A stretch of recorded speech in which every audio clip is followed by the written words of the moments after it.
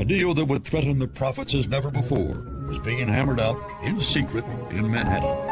This was the first breach in the tobacco industry's united front against its enemies. Representatives of Liggett, which makes Chesterfield cigarettes, met with one of their fiercest opponents and swore him to absolute secrecy. We negotiated in New York, in different places, under assumed names. I had a secret file in my office that I called Project Phoenix.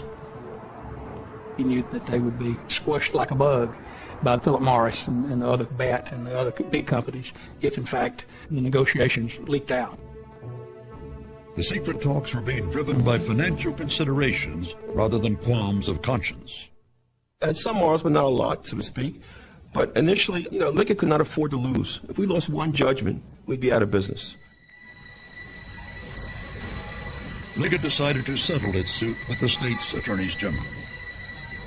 I said to myself, what am I going to do if I go to court or go before Congress, somebody asks me, is smoking addictive, or you ask me, smoking addictive, or smoking cause all these problems? And personally, I believe they do. What am I going to do? Hem and haw, say, I don't know, which is what they're still doing.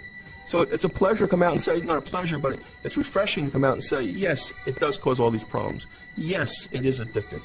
100%. This was the first time that the tobacco industry had ever admitted that cigarettes caused cancer, that nicotine was an addictive drug, and yes, they had intentionally marketed to children. It drove the tobacco industry, the other 98%, nuts. Bennett LeBeau doesn't have a conscience. His sole purpose was to sell the business to somebody for a lot of money. And he's blackmailed, or attempted to blackmail effectively, all members of the business to say, buy me for a large amount of money and I won't cause you any trouble. And that's Bennett LeBeau. Well, I heard a couple statements that I'm a mafia turncoat. And my answer was, I didn't know there was a mafia out there I was part of. Within months, the rest of the tobacco industry made overtures to settle. Finally, after several failed attempts here in New York, they agreed to pay more than $206 billion to the state's attorneys general. The attorneys general have now before them a tobacco settlement proposal that would provide the states with $206 billion through the year 2025, the largest financial recovery in the history of the world. Our children under this settlement proposal will finally see the truth. The proposal provides a minimum of $2 billion for a foundation dedicated to telling the awful truth about the addictiveness and the health effects of tobacco. In London, at the headquarters of British American Tobacco, they'll be counting the cost of the settlement for the next 25 years. To have an eventual arbitration award of $8.3 billion awarded to the lawyers for legal fees for 4 states alone, I mean, defies the word outrageous. It just is quite extraordinary. They are particularly aggrieved by the overall payout to the lawyers working for the states, an anticipated $20 billion. America, the United States, is hypochondriac and litigious. And the plaintiff lawyer industry in America is totally out of hand. Most of my American friends, including my non-smoking, anti-smoking American friends, would agree that the country is in the grip of manic lawyers, and it's a great way of making an enormous amount of money. These men are wealthy beyond the dreams of avarice as a result of being struck lucky. Let me tell you, I'm going to take the money. I could make several $1 million from this for 14 years' work. Anything that they have to pay is something that is taken away from the tobacco industry. That's riches that comes away from them. I don't feel bad about that. I hope it's a lot. Joe Camel is retired. Removing advertising symbols like him and this Marlboro sign is part of the settlement agreement, but Big Tobacco's legal problems are not over. They still face the prospect of being sued by governments and individuals. I sued Philip Morris for smoking their brand of cigarettes for 35 years and getting lung cancer. And I sued them, and I was awarded $51.5 million. Former country singer Patricia Henley received more than 3 times the punitive damages she asked for when she sued Philip Morris for fraud over her inoperable lung cancer. I did call the Philip Morris Company, and I did ask them about these warnings and whether cigarettes were as bad as The Surgeon General was saying that they were. What I was told was that if I was concerned, that I could switch to the lights, and that way I would get less tar and nicotine. I did. I switched to the lights. And within about a period of maybe 3 to 4 months, I was smoking 3.5 packs of cigarettes a day instead of 2. They deserted me when I became a sick smoker, and yet I was a very good customer when I wasn't. I've taken responsibility for my smoking. Number one, I'm the one that's going to die. And number two, I'm not touching the money. But they also need to take responsibility and be held accountable for the amount of people that they're going to kill tomorrow and the next day and the day after that. It's not just the tobacco companies who are being targeted, but smokers themselves. The first court dealing with young smokers has been established here in Fort Lauderdale, Florida. Here on Teenage Tobacco Court, the law says, and it's very clear, no one under the age of 18 may possess a tobacco card. That doesn't mean use it, smoke it, chew it. That means have it in your back pocket, hold your hand for a friend, can't do it. It's exactly similar to a marijuana law. Young offenders, those under 18 caught smoking or in possession of cigarettes, have the choice of a fine or community service. You have a problem standing up? I mean, you have a back disability? Oh, all right, I think you're fine. Community service or fine? What are you doing? Community service. Okay. Hey, 20. You're leading the right direction. Hey there. Kyle Radford? You're 16? Community service or fine? What are we doing? Community service. I'd rather you do it too. That was a wonderful decision. The ultimate sanction, known among offenders here as the death penalty, is the removal of their driving licenses. My license got suspended over a smoking ticket. So I can't drive. And I have my car sitting at home. I gotta get to work every day. I gotta depend on rides. I'm not gonna drive without a suspended license. And it's hard. It's hard. Seeing some of my friends in here too, I thought that was pretty humiliating, because they're gonna go back and tell some people, oh, I saw him and so-and-so in court and all this stuff. Because barely anybody knows that I'm here today. Community service is fine. What are we doing now? Community service. That's a smart decision. 1/3 of the teenagers given the summons no longer smoke. Although I would not have originally considered the court system the place to stop teenage smoking, it seems to be more effective than any other program that's been going on. On the West Coast, anti-smokers are asserting themselves as never before. The town of Davis in Northern California, probably the most vehement anti-smoking town in America. Cigarettes here are viewed as a public menace, not a private choice. The author of the town's anti-smoking laws patrols for offenders. You cannot smoke in restaurants, you cannot smoke in bars, you cannot smoke in stores, you cannot smoke in public buildings such as City Hall, you cannot smoke in schools.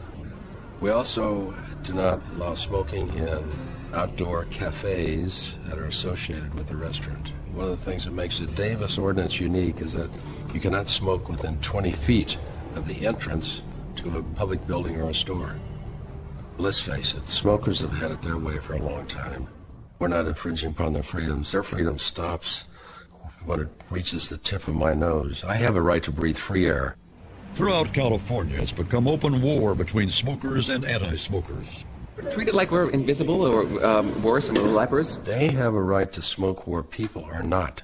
Who are these people? Who the hell are these people to tell me what I should do with my life? No, I don't think we're telling them what to do. We're just telling them where they can do it. They have ad campaigns where they smile and their teeth are all brown. Well, I'm smoking 30 years, and I have pretty white teeth. It's hygiene. The start has been made, the progress has been good, and we hope at some point in time they would see a smoke-free America. A smoke-free America is precisely what tobacco farmers like Rusty Thompson here in Kentucky don't want to see. Rusty's family has been farming here for generations. A non-smoker himself, he admits cigarettes can't be good for you. But for him, tobacco isn't about morality or health. It's about making a living. This is the money box. This little flake, that will make about 5 cigarettes right there. So when you look at the amount of volume, it doesn't take a lot of tobacco. This barn will generate 60 million cigarettes. So tobacco is a high dollar crop for big tobacco, and it's a high dollar crop for me. High dollar. Promoting those sales are ads like these, targeted at young people and using sex to sell. But sex also is being used by big tobacco's opponents to undermine the allure of cigarettes.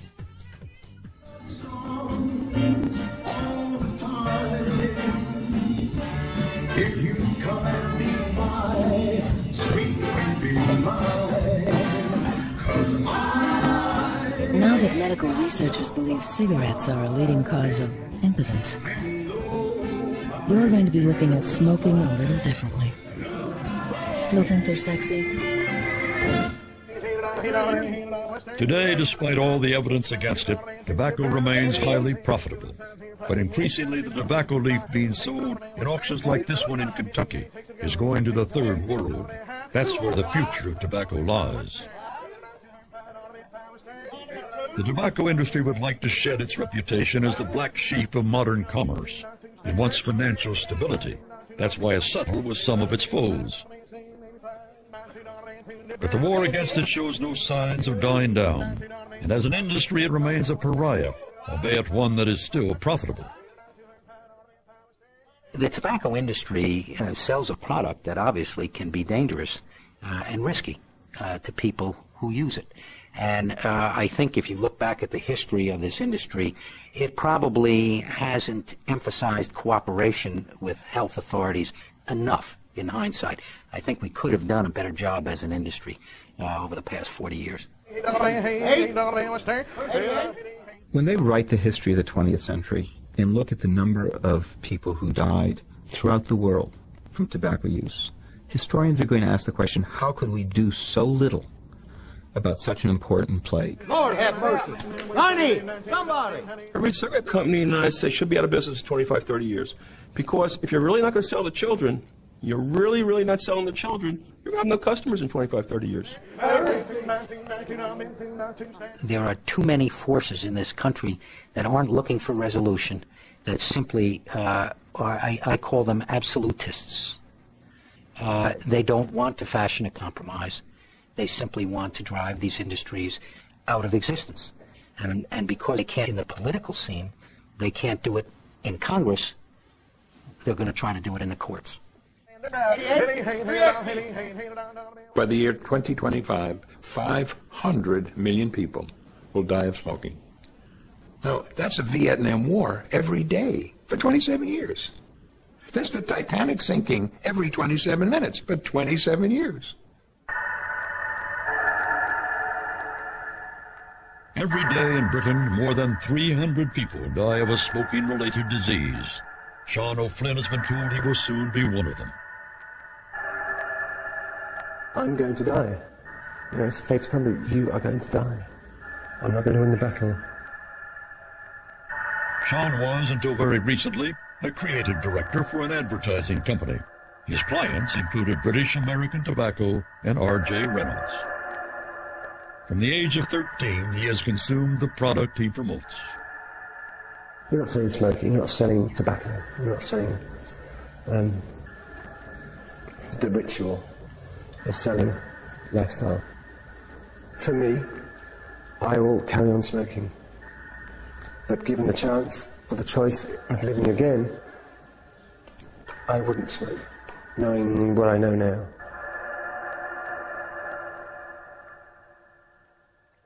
Once I'd been notified that it was terminal cancer, it was what the hell, you know, it's like, I'm going to die, so I might as well enjoy it.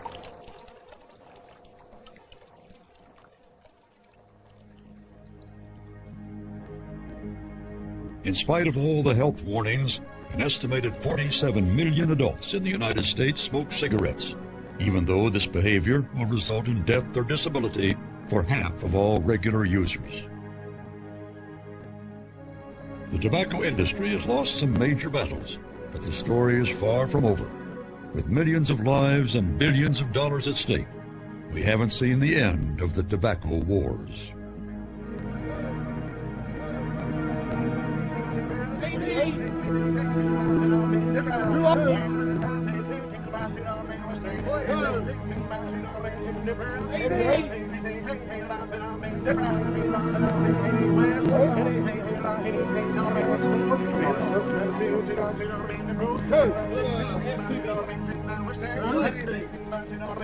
Lord have mercy.